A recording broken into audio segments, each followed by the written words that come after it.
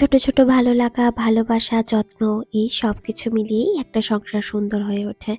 আর আজকে আমার সংসারে আমার সবথেকে প্রিয় মানুষটির জন্মদিন। আর তাকে একটু স্পেশাল ফিল করানোর জন্য ঘরোয়াভাবে বেশ কিছু আয়োজন করেছিলাম। সেই গল্পটাই আজকে আপনাদের সঙ্গে শেয়ার করছি। হ্যালো এভরিওয়ান, আমি মৌমিতা। আমার চ্যানেলে আপনাদের সকলকে আবার অনেক স্বাগত জানাই। আশা করছি আপনারা সকলে খুব ভালো আছেন ও সুস্থ আছেন। আমরাও মোটামুটি ভালোই আছি।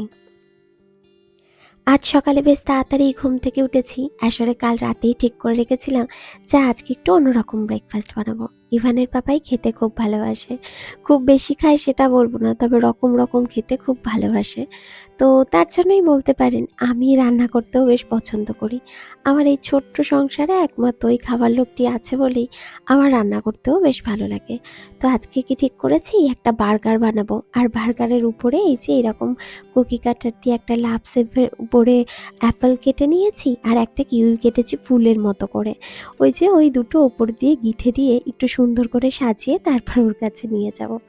আসলে আজকে ওয়েদারটা এতটাই খারাপ, আকাশ একদম সকাল থেকেই মুখ ভার করে রয়েছে জানেন তো। আর আমাদের এখানের ওয়েদার তো এইরকমই, দেখতে দেখতে অভ্যস্ত হয়ে গেছি ঠিকই। তবে ওই স্পেশাল দিনগুলোতে যদি একটু বাইরে ঘুরতে যাওয়া যায় বা একটু আনন্দ মজা করা যায় তাহলে ভালো লাগে। তবে ফোরকাস্টে দেখলাম যে আজ তো দূরের কথা, কাল পরশু গত 3 দিনই মনে হচ্ছে যেন বৃষ্টি বৃষ্টি ওয়েদারই থাকবে। তার জন্য ইচ্ছা হলেও সুযোগ বিশেষ কিছু নেই। আবার আজকে তো ইভানের পাপার অফিস ডে, ও সারাদিন বেচারা কাজের মধ্যে থাকবে। তো সেই হিসাবে ভাবলাম যে ঠিক আছে, ঘরোয়াভাবেই যেরকম পারি নিজের মতো করে একটু আয়োজন করি।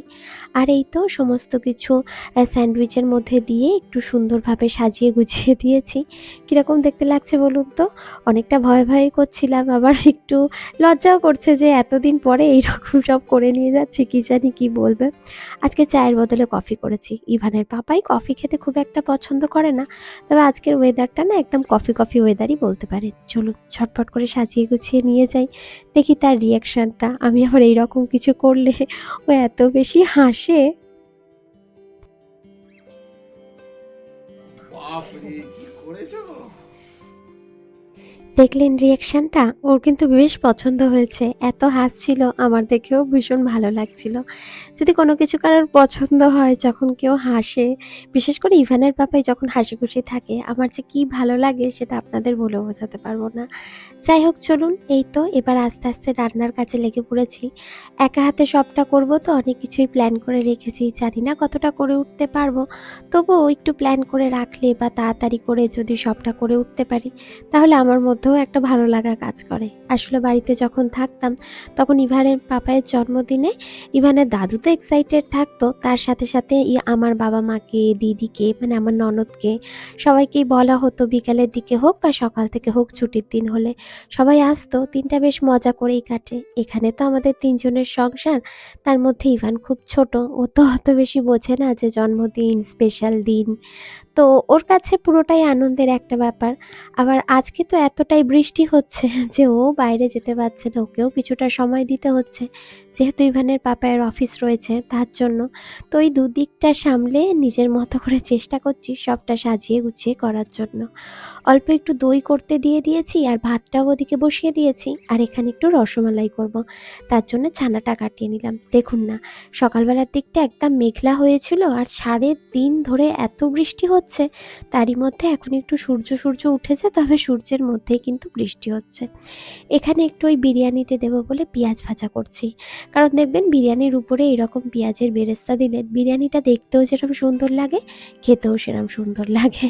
আর ইভানের পাপায়ের তো মানে সবথেকে প্রিয় খাবারই হচ্ছে বিরিয়ানি। ওকে যদি সকাল দুপুর বিকাল সারাক্ষণই বিরিয়ানি দেওয়া হয় তাহলে মনে হয় ও সারাদিনই বিরিয়ানি খেয়েই কাটিয়ে দেবে। যাই হোক, কথা বলতে বলতে এই তো এদিকে পেঁয়াজ ভাজাটা হয়ে গেছে।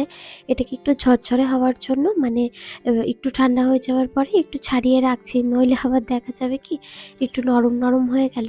আর এদিকে 5 রকম ভাজা করব, তার জন্য প্রথমে পাঁপড়টা ভাজা করে নিচ্ছি।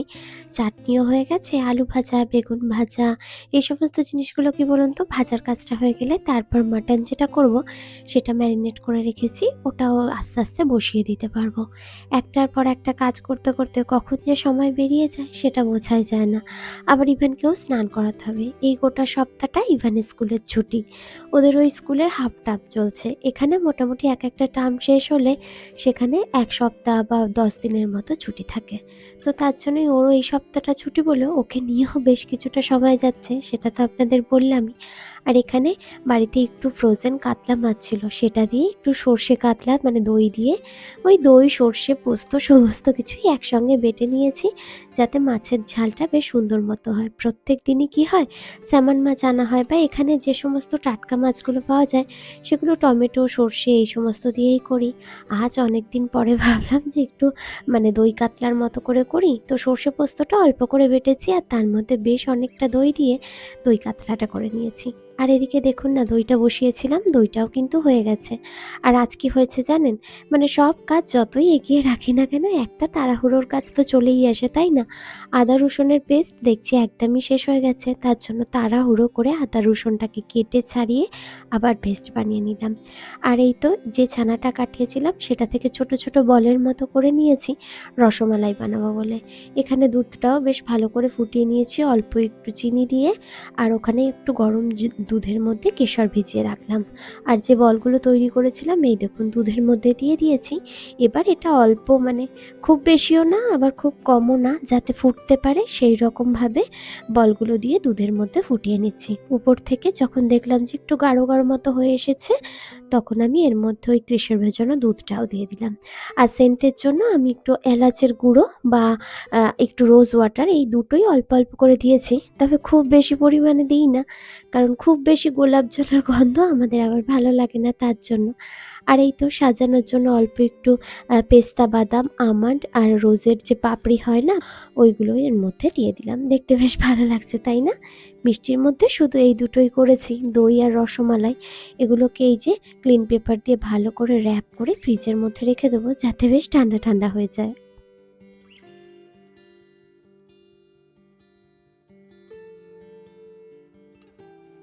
ভাতের সঙ্গে ৫ রকম ভাজা করেছি আর ভাবলাম একটু সবজি দিয়ে ডাল বানাই। মোটামুটি সব রান্নার কাজগুলোই আস্তে আস্তে এগিয়ে নিয়েছি। আর ভেজ ডাল বানাবো বলে সমস্ত সবজি অল্প অল্প করে কেটে নিলাম। এবার মুগের ডালটাকে ভালো করে ভেজে তারপরে ডালটা বসিয়ে দেবো। ওদিকে মাছের ঝালটাও মোটামুটি হয়ে গেছে, বসানোর মধ্যে বাকি হচ্ছে আমার মাটন কষাটা।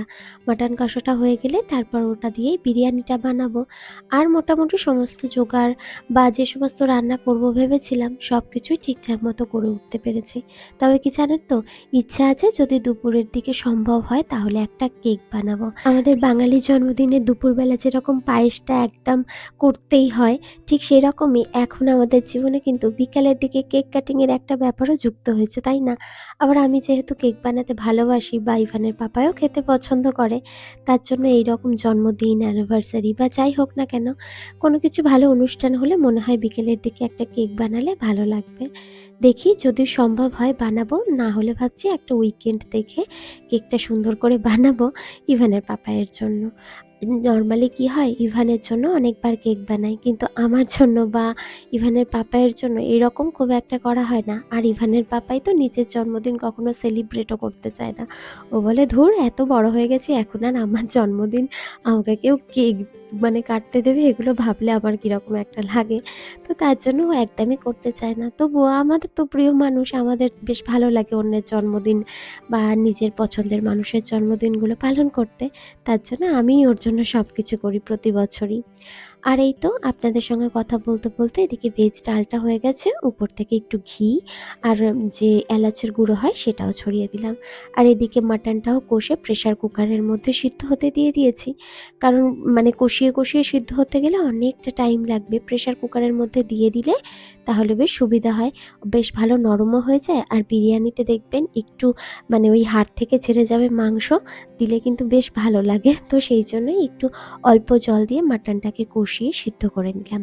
আর এই তো সব শেষে বানাচ্ছি পায়েসটা। আসলে তাড়াহুড়ো করে কাজ করতে গিয়ে পায়েসটাতে যদি মন না থাকে বা অন্য সমস্ত কিছু তো পরপর রান্না করে যাচ্ছি, যদি কোনো কিছুর চামচ এতে ডুবিয়ে ফেলি সেই ভয়ে হয় পায়েস আমি একদম প্রথমে রান্না করি, নয়তো একদম রান্নার শেষে রান্নাটা করি। তো মোটামুটি এই তো আজকে রান্নাতে যা যা আইটেম করেছিলাম সেগুলো সব কিছু টেবিলের মধ্যে সাজিয়ে নিয়েছি। আর এবার ইভানের বাবাইকে সুন্দর করে প্লেটটা সাজিয়ে ওর সামনে দেব। আসলে বয়স বাড়ার সাথে সাথে এখন তো ভালোবাসার যে অর্থ সেটাও চেঞ্জ হয়ে গেছে। এখন আর ওই আমি তোমাকে ভালোবাসি বা চলো কোথাও ঘুরে আসি এই জিনিসটা ইভান হওয়ার পর থেকে খুব কমই হয়। গরমকাল থাকলে তবু এদিক ওদিক যাওয়া হয় বা মাঝে মধ্যে যাওয়া হয়, তবে শীতকাল পড়ে গেলে আবার বৃষ্টি হলে তখন তো আর যাওয়া হয় না। তখন এই খাবার দাবার বানানো বলুন বা যত্ন করা, ভালো কিছু একটা কোয়ালিটি টাইম বাড়িতেই স্পেন্ড করা, সেরকমভাবেই দিনগুলো কাটে। ভালোও লাগে জানেন তো। সবসময় তো একই রকম থাকে না, বয়স বাড়ার সাথে সাথে সম্পর্কের গুরুত্ব বাড়ে, সম্পর্কে যত্ন বাড়ে, এইভাবেই দিনগুলো চলছে। আজ সেরকমই একটা দিন। আর এই যে ইভানের পাপাইকে এরকম সুন্দর করে সাজিয়ে গুছিয়ে খেতে দিয়েছি। ইভানের বাবা বলছে, হ্যাঁ আমার জীবনেও বছরে এইরকমই দু একটা দিনই আসে, আমার বউ আমাকে অনেক কিছু করে খেতে দেয়। আমি বললাম যাই হোক, তোমার পছন্দ হলেই আমার সেটাই ভালো লাগে। আর এই যে মাটনটা বানিয়েছিলাম, যেহেতু আমি মাটন খাই না, শুধু ওর মতোই বানিয়েছিলাম আর একটা হাঁড়ির মধ্যে সুন্দর করে সাজিয়ে ওকে খেতে দিয়েছি। ও না ভীষণ খুশি হয়েছিল। আপনাদের সকলের কাছে অনুরোধ রইল আমার প্রিয় মানুষটির জন্য একটু ভালোবাসা জানাবেন, ওর জন্য সবাই ভগবানের কাছে প্রার্থনা করবেন যেন ও সারা জীবন খুব ভালো থাকে, হাসি খুশি থাকে, ভগবানের কৃপা পায়। আমরা এইভাবেই যেন আমাদের সারাটা জীবন কাটিয়ে দিতে পারি ইভানকে নিয়ে, আমার পরিবারের সমস্ত মানুষগুলোকে নিয়ে সুখে দুঃখে একসঙ্গে থেকে সারাটা জীবন যেন কাটাতে পারি। যাই হোক, চলুন আমার আজকের ভিডিওটা তাহলে এই পর্যন্তই থাক। দেখা হবে নতুন কোনো ভিডিওতে নতুন কোনো দিনে। আপনারা আপনাদের পরিবারের সকলকে নিয়ে খুব ভালো থাকবেন, সুস্থ থাকবেন। দেখা হচ্ছে খুব শীঘ্রই।